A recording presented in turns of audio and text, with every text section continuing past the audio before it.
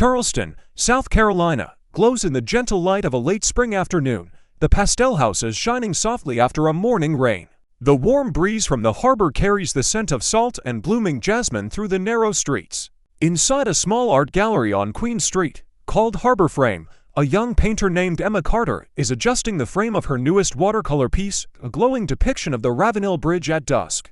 Emma moved to Charleston only 3 months earlier, leaving behind a life in Chicago that felt like it was slowly suffocating her. A failed engagement, an exhausting corporate job, and a growing sense of emptiness pushed her towards something new. She hoped Charleston, with its slower pace and artistic soul, would help her mend the parts of herself that Chicago had worn down.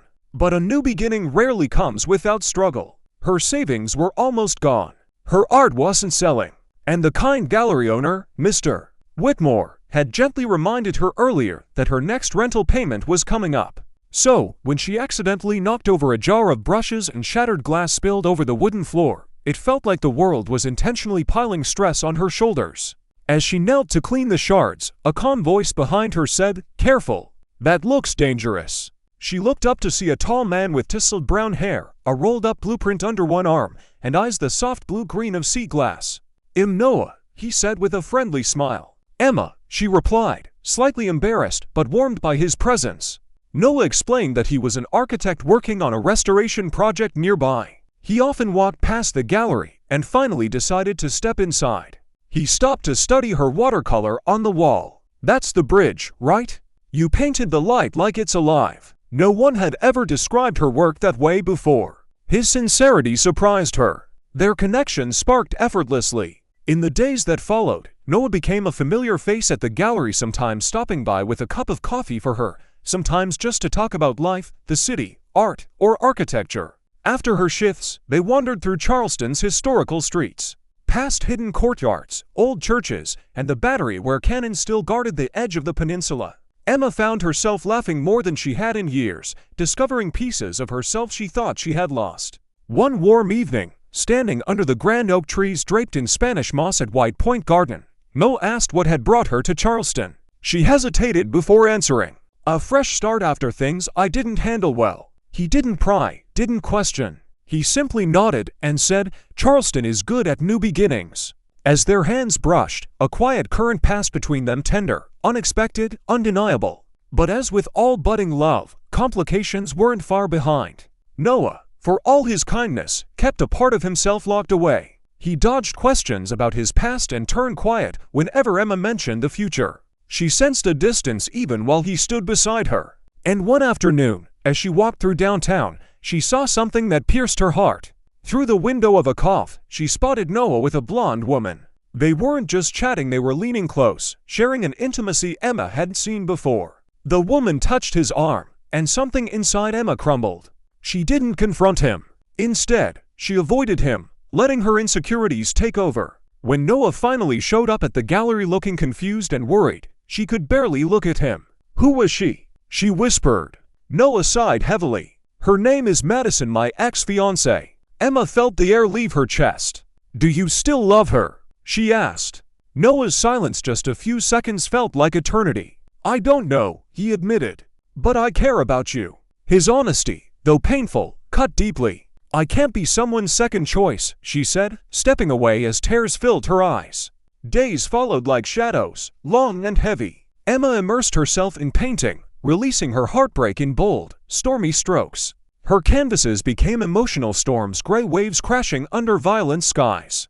Meanwhile, Noah tried to work but couldn't focus. His thoughts tangled around Emma, round what had said, round the fear of losing something new just because he had fully healed from something old. One stormy night, rain pounding the streets like urgent footsteps, Noah stood outside Emma's apartment door, drenched and trembling slightly. Emma opened it, startled. They faced each other in silence until Noah said softly, "I'm sorry. You were right. I've been holding on to the past not because I want it back, but because I'm afraid of losing someone again." Emma's eyes softened. "And what if you lose me?" she asked. "I already feel like I did," he replied, voice barely above a whisper. She let him in. They talked for hours on the couch, honestly, vulnerably, without walls. Noah explained everything about his past engagement, about the hurt that made him emotionally cautious. Emma confessed her own fears. That she wasn't enough, that she always seemed to chase people who left. They didn't fix everything that night, but they began to heal together, gently. With time, trust returned like dawn after a long storm. Their connection grew stronger, steadier. Emma's painting style shifted again, softening into warm colors, sunrise hues, light rising over calm water. One particular painting of the Charleston harbor at sunrise caught the attention of a local critic. Soon, she sold multiple pieces, and her name began circulating among local artists. She cried when Mr. Whitmore told her she was becoming a recognizable talent. She invited Noah to her first solo exhibition. But on the day of the show, he didn't come. Emma's heart sank each time the gallery door opened, and it wasn't him. Her old fears whispered again. "You're not enough. You're not someone people stay for." Hours later, after the event, she found a message from Noah explaining that there had been an accident at his construction site. No one was hurt, but he had to stay to secure the structure. He wrote, "I wanted to be there more than anything." Emma read the message over and over. This wasn't abandonment, it was life. For the first time in years, she chose trust over fear. She replied asking if he was okay. When Noah came by later, exhausted and covered in dust, she hugged him tightly, and he melted into her arms as if the weight of the world had been lifted. As months passed, both their lives bloomed. Emma sold more artwork than she ever imagined. A luxury waterfront hotel bought her sunrise painting and commissioned 2 more pieces. Noah finished his restoration project, breathing life back into a historic building that had been neglected for decades.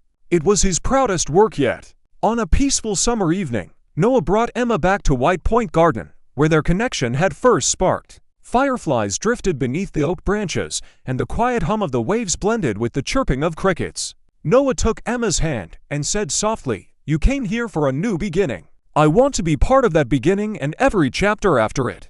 He pulled out a small box containing a simple silver ring with a tiny carved wave. "It doesn't have to mean forever yet," he said gently. "It just means I choose you every day." Emma felt warmth spread through her heart. "I choose you too," she whispered. They kissed beneath the ancient oak tree as the Charleston lights glowed softly behind them, a city that had seen heartbreak, healing, and second chances. For Emma and Noah, it wasn't an ending. It was the beginning of everything beautiful.